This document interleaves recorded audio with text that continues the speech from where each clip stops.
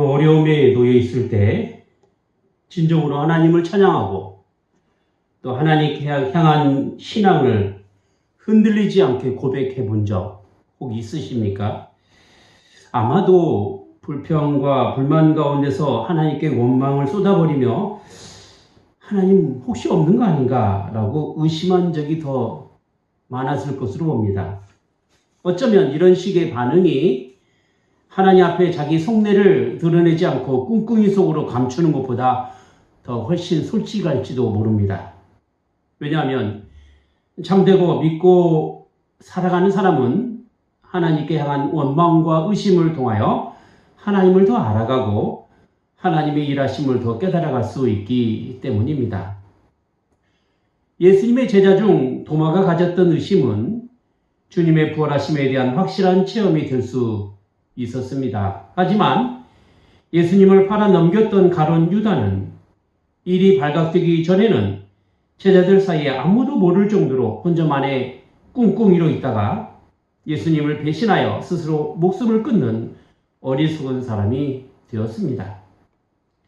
하나님 앞에 솔직한 마음과 자세를 가지고 있어야만이 하나님께 인정받는 신앙인이 됩니다.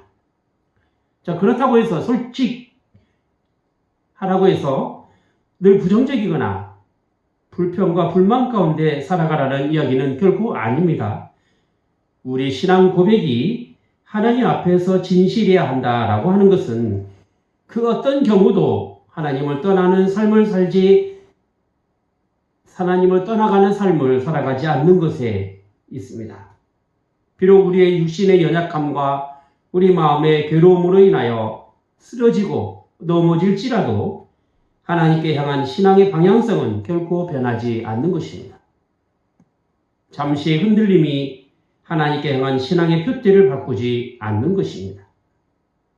오히려 고난과 역경이 자신의 신앙 고백을 한층 더 분명하게 만들어 가는 것입니다. 근심이 변하여 내 기도가 되는 것이고 한숨이 변하여 내 찬송이 되는 것이죠. 그래서 예수님을 믿는 신앙은 하나님께 향하여 긍정적으로 변하게 되고 적극적으로 변하게 되는 것입니다. 불평과 불만으로 가득 찬 것이 아니라 범사에 감사하는 삶으로 나타나게 되는 것이죠. 이것이 고난과 역경에 처한 신앙인의 바른 신앙의 자세가 된다라고 말할 수 있을 것입니다. 오늘 이사야 선지자의 고백은 하나님께 향한 자신의 신앙 자세였고 삶의 고백이었습니다. 하지만 이렇게까지 신앙을 고백할 수 있었던 그가 가진 삶의 배경은 너무나 처참하고 비관적이었습니다. 어떻게 하나님의 심판 때 희망의 노래를 부를 수 있으며 어떻게 하나님의 심판 때 회복을 이야기할 수 있었겠습니까? 이사야는 자신이 선지자로 있으면서 이스라엘을 향한 하나님의 심판을 선포해야 했으며 결국 멸망할 수밖에 없는 하나님의 심판을 전해야만 했었습니다. 전쟁과 기근 그리고 철저히 무너져버린 건물과 부족한 양식으로 죽어가는 인생들을 바라본 것입니다.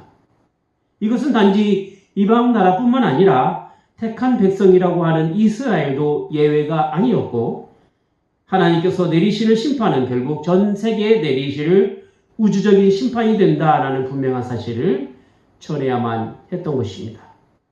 어쩌면 이렇게 하나님의 심판을 선포한다는 것이 선지자에게 있어서 도무지 어떤 희망이라고는 찾아볼 수 없는 좌절감을 안겨준 것이라 이렇게 말할 수 있을 것입니다. 그런데 이사야 선지자가 어떻게 하나님을 고백하고 있습니까? 여기 1절 보시죠. 주 여호와여 주는 나의 하나님이시라.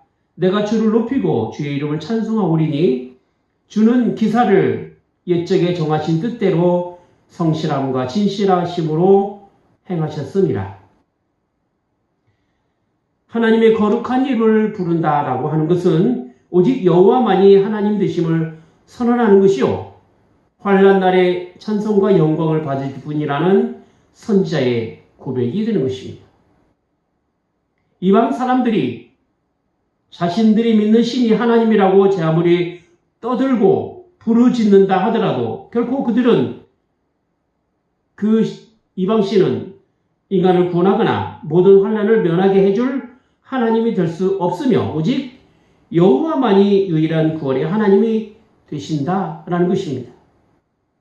더구나 인간을 향한 하나님의 일하심은 비록 심판이라는 방법으로 형벌을 내리시고 세상을 부끄럽게 한다고 하더라도 이미 작정하신 대로 그 계획에 따라 변함이 없이 진실하게 진행해 나가신다는 것입니다. 자, 그러면 이 세상을 구원하시려는 하나님의 성실함과 진실하심이 어떤 식으로 나타나게 되었을까요? 먼저 2절과 3절을 보면 강한 민족의 성을 무너뜨려 돌 무더기로 만드시고 견고한 성을 흔적조차 없게 만드셔서 더는 성으로 짓지 못하도록 하셨다는 것입니다. 지 아무리 강한 민족이라도 하나님의 심판으로 여지없이 무너져 버리게 된다는 것이죠. 모든 교만과 포악은 하나님께서 심판하실 대상입니다. 있는 것으로 자랑하고 가진 것으로 폭력을 사용한다면 여지없이 심판하시는 하나님이심을 이스라엘을 비롯한 주변 강대국을 향한 징계로 보여주신 것입니다. 이처럼 하나님의 정의는 하나님의 공의가 반드시 실현되고 모든 불의를 무너뜨리셔서 최종 구원을 이루게 하시는 것입니다. 그리고 이렇게 심판을 통하여 포악한 그들이 주를 영화롭게 하며 주를 경외하도록 한다는 것입니다. 전쟁이 하나님께 속했다 라고 하는 말은 하나님의 공의를 만족시키는 징계의 도구로 전쟁을 사용하신다 라는 말의 의미라 할 수 있을 것입니다. 다음으로 하나님의 진실함과 성실하심이 어떤 식으로 나타났느냐 하면 여기 4절에 보니까 빈궁한 사람과 환난을 당한 사람의 요새가 되시며 폭풍을 피할 피난처여 뜨거운 해를 피할 그늘이 되신다라고 했습니다.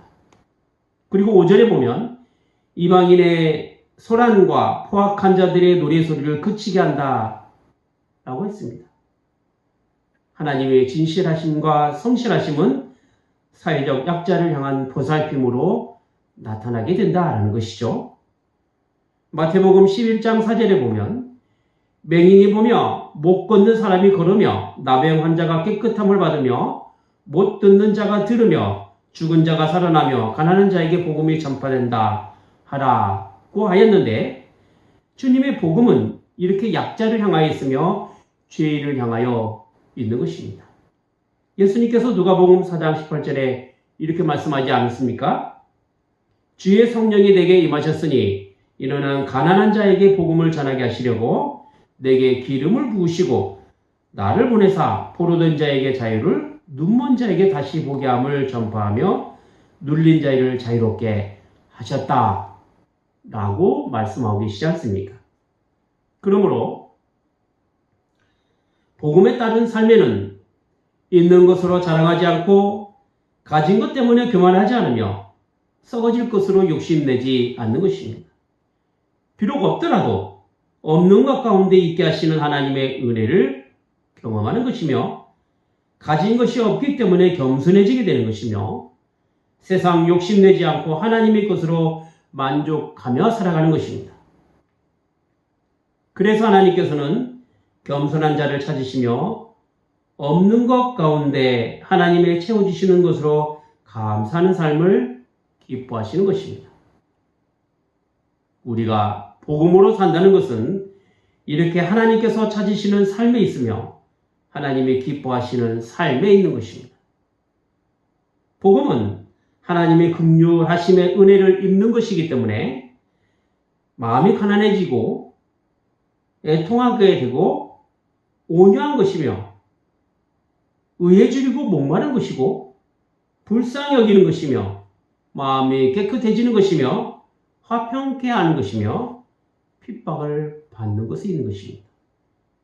이런 사람이 바로 천국을 소유한 사람이 되는 것입니다. 자, 그러면 하나님의 진실함과 성실함이 실현될 때 과연 어떻게 될까요?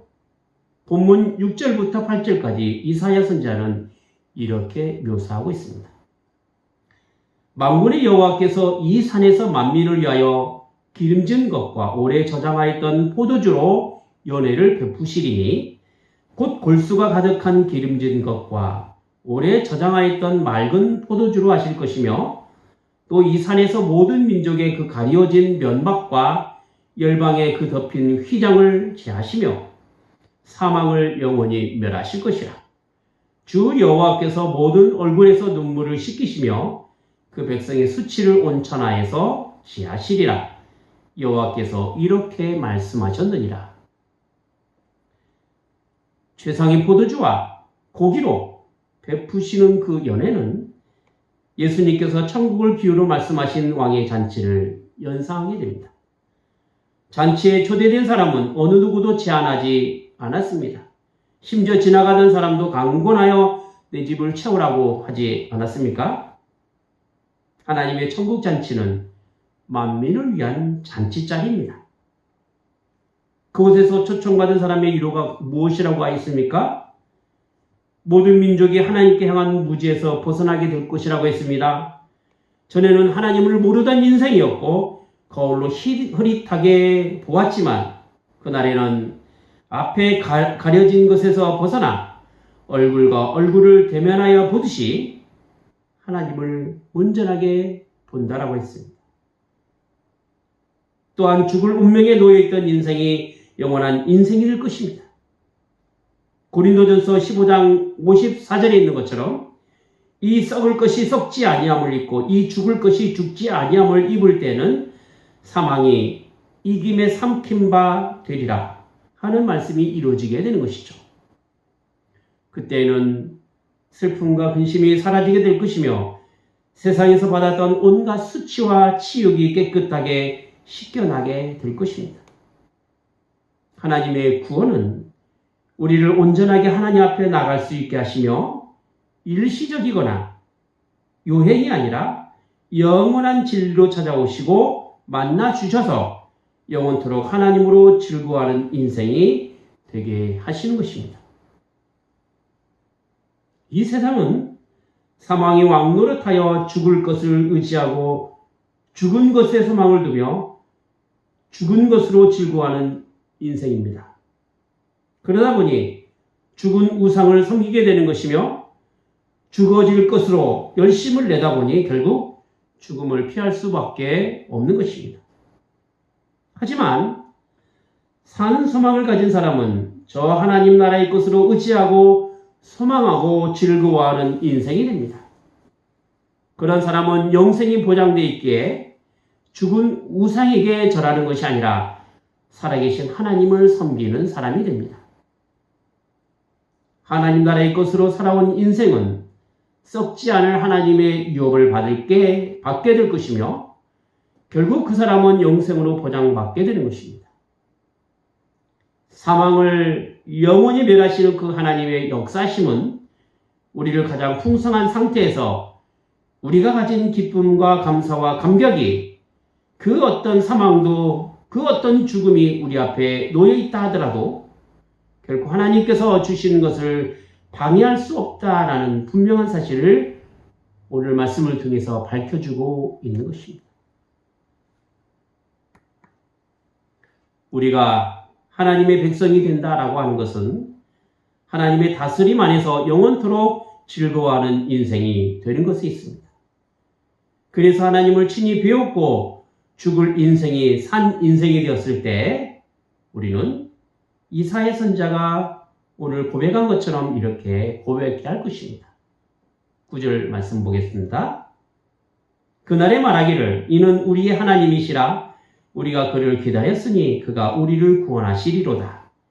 이는 여호와시라 우리가 그를 기다렸으니 우리는 그 구원을 기뻐하며 즐거워하리라. 우리의 신앙 고백은 하나님의 구원을 경험한 사람만이 할 수 있는 자기 고백입니다. 결코 남이 대신해 줄 수 있는 것도 아니고 아무런 신앙의 내용이나 경험 없이 할 수 있는 것도 분명 아닙니다. 하나님의 구원은 하나님과의 관계가 형성되지 않는 상태에서는 아무런 의미가 없습니다. 하나님께서 이스라엘과 언약을 맺으시고 그들의 하나님이 되신 것에는 이스라엘을 구원하시기 위한 하나님 되심이 있기 때문에 그렇습니다. 그래서 시내산에서 이스라엘의 십계명을 내리실 때에도 그들을 향하여 어떻게 선언하고 있습니까? 나는 너를 애굽 땅 종 되었던 집에서 인도해낸 너희 하나님 여호와로라 하고 선언하고 있지 않습니까? 하나님께서는 이스라엘의 하나님 여호와가 되시며 이스라엘은 여호와 주는 나의 하나님으로 고백하게 되는 것입니다. 이렇게 하나님과 이스라엘은 하나님 되심과 백성됨에 있고 언약으로 맺어진 관계가 있게 되는 것입니다. 그래서 다스림을 거부하고 언약을 파괴한 이스라엘 향하여 징계를 내리시는 거죠. 하지만 주님의 다스림 안에서 순종하고 하나님과 맺은 언약에 따라 은혜 가운데 있는 이스라엘은 구원을 베풀어 주시는 것입니다.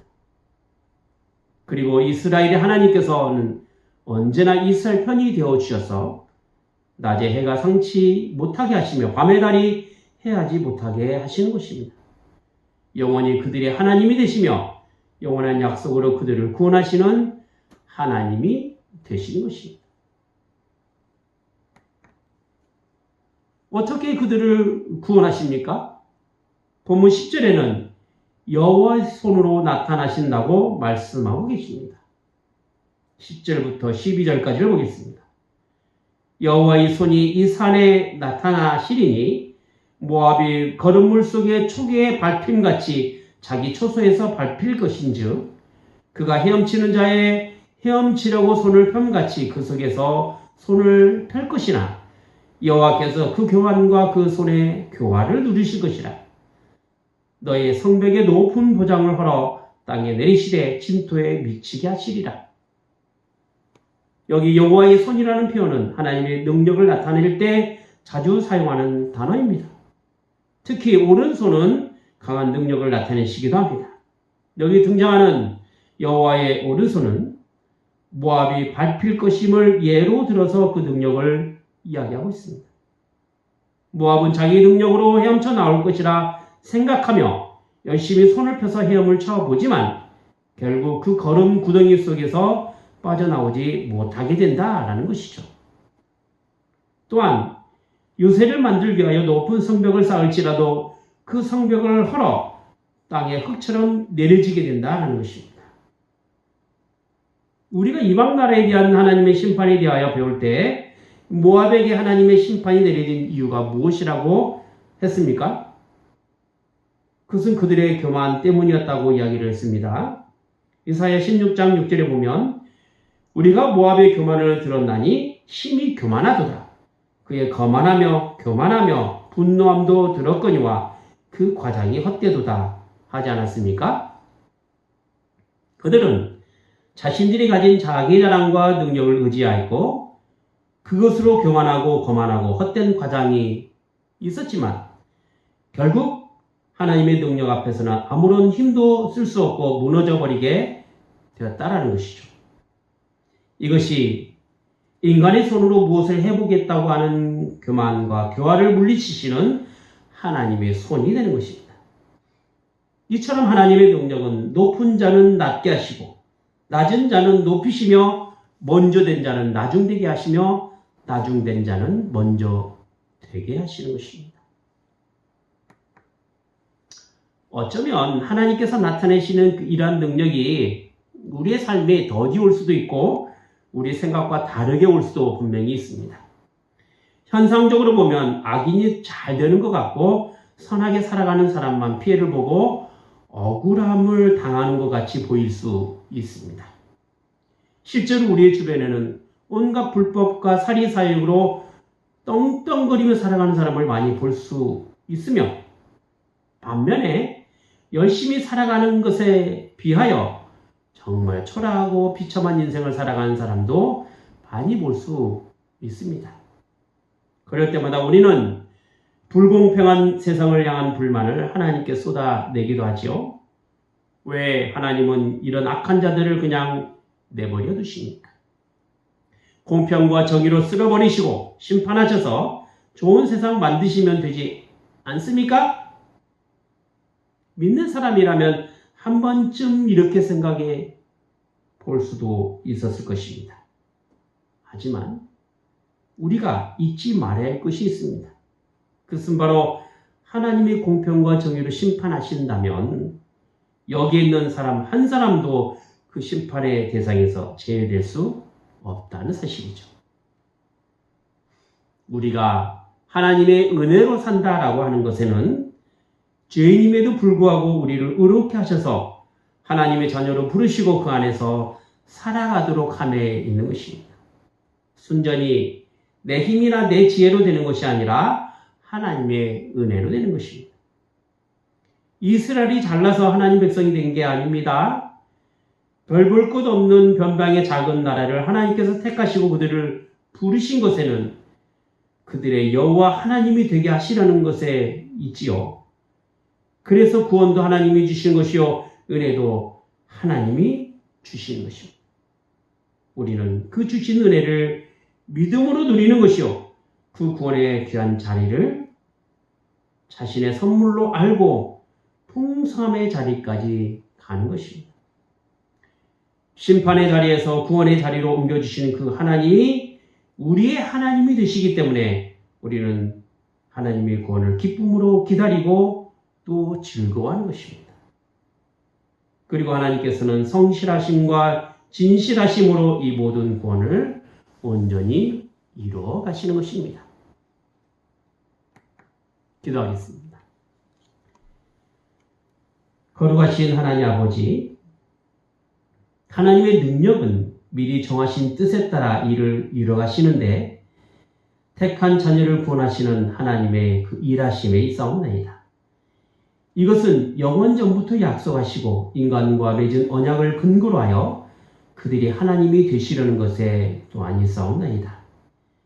그리고 순전히 일방적으로 베푸신 그 은혜로 주어진 하나님의 구원은 저희의 믿음을 근거로 하여 하늘의 것으로 기뻐하고 감사하는 인생이 되게 하시옵나이다.